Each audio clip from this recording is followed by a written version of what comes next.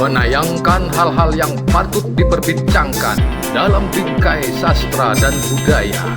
Inilah Omah Simak Channel. Dari Somoragen, Desa Joho, Prambanan, bersama Reno Kristianti Cipto Diharjo. Hai, kita jumpa kembali teman-teman. Minggu lalu kita sudah memperbincangkan kepengarangan W.S. Rendra, terutama naskah dramanya Panembahan Reso.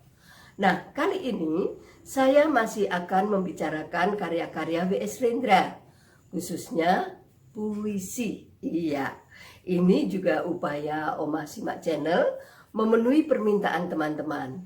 Sebab ternyata banyak yang meminta melalui DM maupun WA kepada saya agar puisi-puisi W.S. Rendra juga diobrolkan. Oke teman-teman, membicarakan puisi karya W.S. Rendra sangat mengasihkan. Kalau dituruti tidak akan ada habisnya itu ya.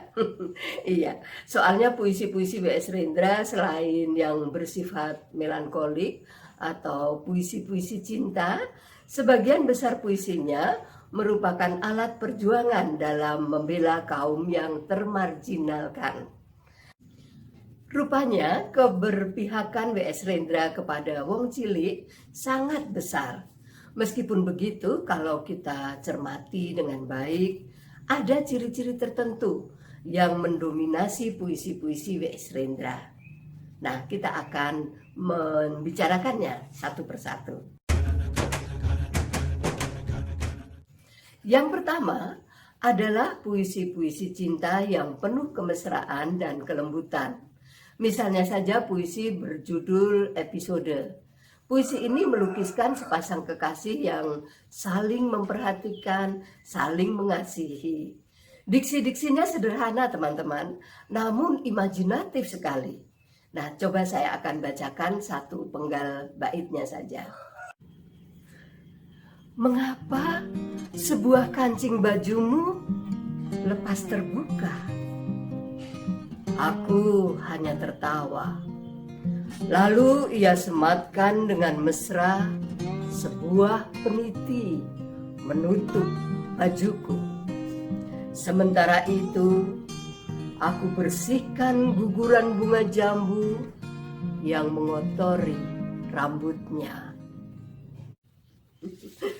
Terbayang ya teman-teman, kemesraan yang dipancarkan sepasang kekasih dalam puisi tersebut. Puisi yang lainnya yang membuat meleleh itu juga terlihat dalam puisi-puisi yang ditulisnya untuk istri pertamanya, Mbak Narti, atau nama lengkapnya Sunarti Suwandi. Puisinya begini.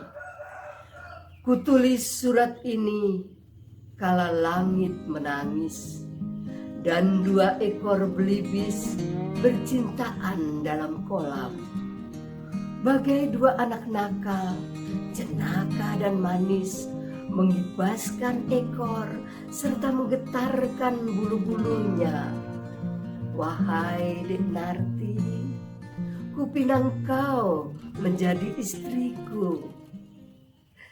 Tuh kan? Perempuan mana yang tidak klepek-klepek mendapat puisi cinta seperti itu teman-teman? Ya, diksi-diksinya mempresentasikan perasaan cinta dengan sangat indahnya. Kalimat belibis bercintaan dalam kolam atau juga kalimat mengibaskan ekor serta menggetarkan bulu-bulunya, ini membangun citraan penglihatan dalam benak pembaca. Sehingga terbayang tuh suasana romantis di tepi kolam pada saat gerimis. Nah, oke, baik teman-teman. Ciri-ciri berikutnya terdapat pada puisi-puisi protes W.S. Rendra atas ketidakadilan yang terjadi di masyarakat. Yang diprotes antara lain pemerintahan pada waktu itu, orang-orang kaya, sistem pendidikan, masalah sosial, keadilan, dan sebagainya. Puisi-puisi protes ini pun tampaknya memiliki nada atau tone yang berbeda-beda. Ada yang hanya memotret keadaan dengan diksi yang masih tergolong santun dan bernada ironi. atau sindiran halus. Misalnya dalam puisi pesan pencopet kepada istrinya, blues untuk Boni, seonggok jagung di kamar, dan sebagainya. Dalam puisi-puisi itu, protes W.S. Rendra dibungkus dalam diksi-diksi bernada kekecewaan dan sindiran yang sopan. Contohnya saya kutipkan dari puisi Seonggok Jagung di Kamar. Begini. Seonggok jagung di kamar tak akan menolong seorang pemuda yang pandangan hidupnya berasal dari buku dan tidak dari kehidupan, yang tidak terlatih dalam metode dan hanya penuh hafalan kesimpulan, yang hanya terlatih sebagai pemakai tetapi kurang latihan bebas berkarya. Pendidikan telah memisahkannya dari kehidupan. Nah, selain menulis puisi protes dengan nada ironi, W.S. Rendra juga menulis puisi-puisi protes dengan diksi yang lebih keras, bahkan keras sekali. Puisi-puisi ini tak lagi bisa digolongkan bernada ironi, teman-teman, tetapi sudah masuk dalam kategori sarkasme. Ya, sarkasme, betul. Mungkin W.S. Rendra pada waktu itu gemas ya teman-teman, sebab dengan puisi bernada ironi kok yang dikritik seperti tidak mendengarkan dan tidak ada perubahan, mungkin begitu. Karena itulah dia kemudian memunculkan puisi-puisi yang sarkas, barangkali sebagai shock terapi ini. Penggalan bait puisi Bersatulah Pelacur-Pelacur Kota Jakarta yang menurut saya sangat sarkas berbunyi seperti ini. Sarinah, katakan kepada mereka bagaimana kau dipanggil ke kantor menteri, bagaimana ia bicara panjang lebar kepadamu tentang perjuangan nusa bangsa, dan tiba-tiba tanpa ujung pangkal ia sebut kau inspirasi revolusi, sambil ia buka kutangmu. Dan kau Dasima, kabarkan kepada rakyat bagaimana para pemimpin revolusi secara bergiliran memelukmu, bicara tentang kemakmuran rakyat dan api revolusi, sambil celananya basah dan tubuhnya lemes terkapar di sampingmu. Ototnya keburu tak berdaya. Syok tidak teman-teman membaca puisi seperti itu? Sementara ketika itu sekitar tahun 70-an ya 71 begitu, puisi-puisi di Indonesia umumnya memakai diksi-diksi yang sopan, kata-kata yang bagus ya, tanpa kata-kata yang mengumbar soal fisik manusia bagian dalam. Ya, tahulah teman-teman maksud saya ya. Oke. Nah, tak hanya Bersatulah Pelacur-Pelacur Kota Jakarta, diksi yang seram membuat kita bergidik juga terdapat pada puisi Nyanyian Angsa. Maria Zaitun itu tokohnya. Seperti ini cuplikannya. Maria Zaitun, utangmu sudah banyak padaku, kata dokter. Iya, jawabnya. Sekarang uangmu berapa? Tak ada. Dokter geleng kepala dan menyuruhnya telanjang.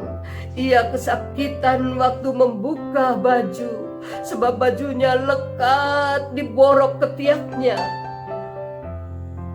Cukup, kata dokter, dan ia tak jadi meriksa. Bajunya lekat di borok ketiak, teman-teman. Cukupkah di situ? Ternyata tidak. Ada juga bait yang begini nih. Maria Zaitun bersijingkat di atas jalan yang terbakar. Tiba-tiba ketika nyebrang jalan, ia kepleset kotoran anjing. Ia tak jatuh, tapi darah keluar dari borok di kelangkangannya dan meleleh ke kakinya. Seperti sapi tengah melahirkan, ia berjalan sambil mengangkang. Serem ya teman-teman membayangkannya. Diksi W.S. Rendra sangat ekspresif, membuat seolah peristiwa itu terpampang nyata di benak kita. Kita pun dapat ikut merasakan jeritan hati Maria Zaitun yang berseru kepada langit seperti ini nih. Malaikat penjaga Firdaus, wajahnya tampan dan dengki, dengan pedang yang menyala mengusirku pergi, dan dengan rasa jijik ia tusukkan pedangnya yang perkasa di antara kelangkangku. Dengarkan yang mulia, Maria Zaitun namaku, pelacur kalah, pelacur terhina. Nah, intinya teman-teman, sudah sejak tahun 70-an W.S. Rendra melancarkan puisi-puisi protesnya, dari yang bernada halus hingga bernada kasar dan sangat kasar. Dan puisi-puisi yang sangat sarkastik itu mencapai puncaknya pada karya-karyanya yang muncul kemudian, yaitu sekitar tahun 80-an. Diawali dengan terbitnya buku Potret Pembangunan dalam Puisi. Tampaknya W.S. Rendra yang tak mau menjadi epigon, bahkan epikgon dirinya sendiri itu, mulai jengah bermanis-manis kata. Ia pun kemudian melempar kritikan pedas dengan diksi-diksi yang lebih telanjang, yang tidak banyak memakai renda-renda kata. Namun demikian teman-teman, namanya penyair, meskipun kalimat-kalimatnya sekarang terasa lebih lugas, toh masih terselip keindahan rima dan kekuatan ekspresinya. Misalnya saja dalam Orang-orang Miskin. Kata-katanya seperti ini. Jangan kamu bilang negara ini kaya karena orang-orang miskin berkembang di kota dan di desa. Jangan kamu bilang dirimu kaya bila tetanggamu memakan bangkai kucingnya. Nah, itulah teman-teman contoh bagaimana W.S. Rendra mengemas puisinya. Sarkastik sekali, tetapi ia tetap memperhatikan rima sehingga keindahannya tetap muncul. Begitu juga kalau teman-teman membaca puisi W.S. Rendra yang lain yang berisi kritikan pedas. Meskipun kasar, selalu ada keindahan yang dimunculkan, baik lewat rima, diksi yang imajinatif, maupun kata-kata yang sangat bernas yang mengandung filosofi kehidupan. Baik teman-teman, saya akhiri dulu tayangan Oma Simak Channel kali ini. Kalau teman-teman ingin mengusulkan siapa atau apa yang menurut teman-teman layak diperbincangkan, tulis di kolom komentar ya. Jangan lupa yang belum subscribe, ayo dong subscribe dulu. Boleh juga teman-teman memberikan like maupun saran-saran ya. Dadah, sampai jumpa pada kesempatan berikutnya. Salam simak.